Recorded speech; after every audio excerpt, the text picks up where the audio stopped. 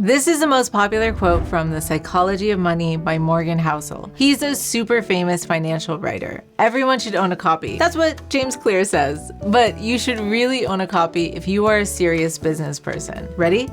There is no reason to risk what you have and need for what you don't have and don't need.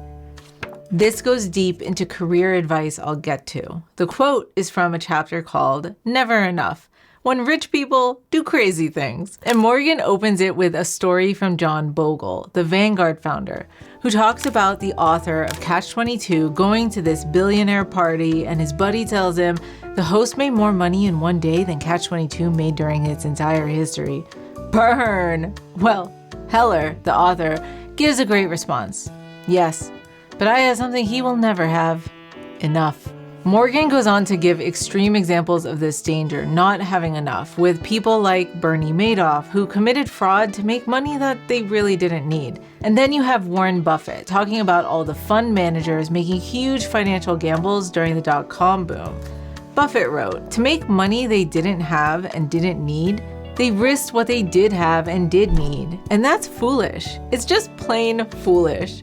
If you risk something that is important to you for something that is unimportant to you, it just does not make any sense.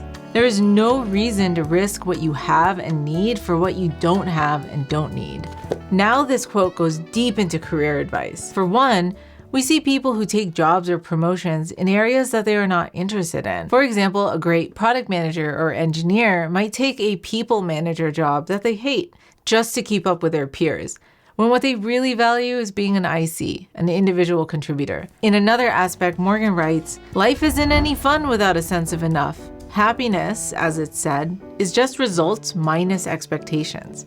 That's why we always acknowledge the team members who are responsible for hitting a milestone, to give them a result that feels like success, that's greater than their expectation. Because if the results are less than their expectations, well, it won't feel like enough, and that math doesn't add up. You got this.